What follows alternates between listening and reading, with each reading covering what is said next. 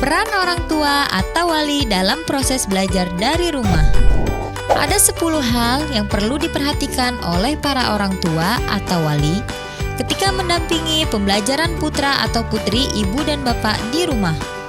10 hal tersebut adalah: A. Menyepakati cara berkomunikasi dengan pihak sekolah. B. Mendiskusikan rencana pembelajaran yang inklusif bersama guru sesuai dengan kondisi peserta didik. C. Menyiapkan perangkat pembelajaran. D. Memastikan anak siap mengikuti pembelajaran. E. Menyiapkan waktu untuk mendukung proses pembelajaran daring. F. Mendorong anak agar aktif selama proses pembelajaran. G. Memastikan anak mengisi lembar aktivitas sebagai bahan pemantauan belajar harian. H. Mengumpulkan lembar aktivitas dan penugasan setiap hari. I. Diskusi dengan guru tentang tantangan dan kendala yang dihadapi selama pembelajaran daring. J. Memastikan tempat dan fasilitas nyaman. Adapun rincian penjelasan mengenai hal tersebut adalah sebagai berikut. 1. Menyepakati cara berkomunikasi dengan pihak sekolah. Hal yang perlu diperhatikan adalah: A. Materi atau hal yang perlu dikomunikasikan. B. Bentuk dan cara berkomunikasi. C. Media yang digunakan untuk berkomunikasi. D. Waktu, kapan, frekuensi, dan lamanya berkomunikasi. 2. Mendiskusikan rencana pembelajaran yang inklusif bersama guru sesuai dengan kondisi peserta didik.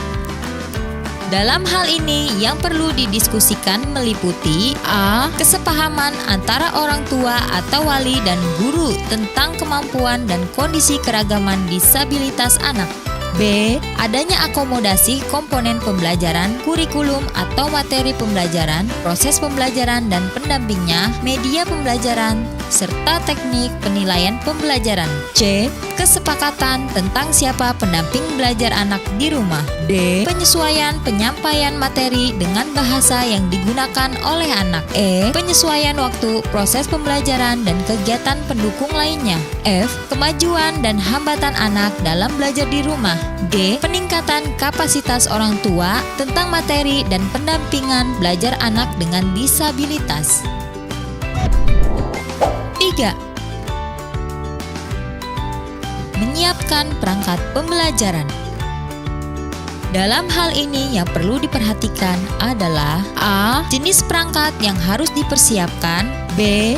Kemampuan orang tua atau wali dalam menyiapkan perangkat. C. Kemungkinan sekolah dalam membantu penyiapan perangkat. D. Peran serta pihak lain dalam menyiapkan perangkat. E. Waktu penggunaan perangkat. F. Cara menggunakan perangkat. D. Aturan penggunaan perangkat. 4. Memastikan anak siap mengikuti pembelajaran. Hal yang perlu diperhatikan adalah: A. Hubungan harmonis dan kolaborasi antara anak, orang tua atau wali, dan guru. B. Membangun kesadaran anak akan pentingnya belajar. C. Membangun kepercayaan anak akan kemampuan orang tua atau wali dalam mendampingi proses belajarnya. D. Materi pembelajaran yang sesuai dengan kemampuan, kondisi, dan keragaman disabilitas anak. E. Proses belajar yang sesuai dengan gaya belajar sehingga menyenangkan anak. F. Jadwal belajar disepakati anak. G. Pendampingan yang menyenangkan dari orang tua atau wali. H. Pemantauan yang konstruktif oleh guru dan orang tua atau wali. 5. Menyiapkan waktu untuk mendukung proses pembelajaran daring. Hal yang perlu diperhatikan adalah: A. Membuat kesepakatan jadwal antara orang tua atau wali, anak, dan guru. B. Pembagian dan penyesuaian waktu orang tua atau wali dengan kegiatan utama lainnya. C. Komitmen dengan jadwal yang disepakati. 6. Mendorong anak agar aktif selama proses pembelajaran. Hal yang perlu diperhatikan yaitu: A. Bagi peran antara guru dan orang tua atau wali. B. Menjaga motivasi dan semangat belajar anak. C. Bentuk belajar yang reaktif. D. Mengatur waktu dan frekuensi belajar agar tidak melelahkan. E. Variasi belajar dengan kegiatan lainnya yang menyenangkan. F. Kenyamanan pendampingan orang tua atau wali. 7. Memastikan anak mengisi lembar aktivitas sebagai bahan pemantauan belajar harian.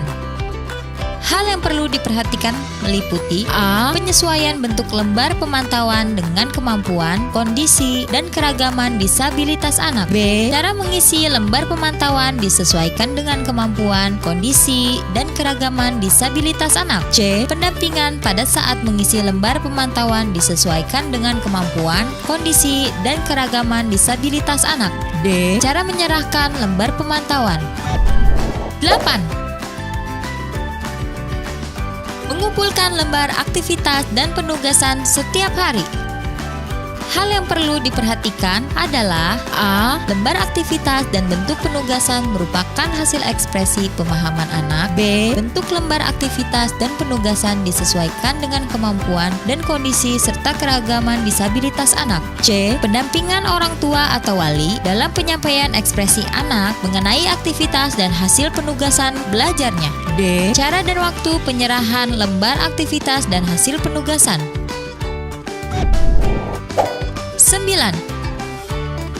Diskusi dengan guru tentang tantangan dan kendala yang dihadapi selama pembelajaran daring. Hal yang perlu didiskusikan meliputi A. Tantangan dan kendala yang dihadapi oleh anak dan atau orang tua atau wali. B. Upaya yang telah dilakukan. C. Alternatif jalan keluar. 10. Memastikan tempat dan fasilitas nyaman. Hal yang perlu diperhatikan adalah A. Belajar tidak harus dilakukan di suatu ruangan, tetapi dapat juga dilakukan di lingkungan sekitar. B. Tempat atau lingkungan dan fasilitas tidak menjemukan dan disesuaikan dengan kondisi anak. C. Akan lebih bagus jika tempat atau lingkungan dan fasilitas disesuaikan dengan materi yang sedang dipelajari anak. D. Meminimalisasi hal-hal yang mengganggu kenyamanan belajar.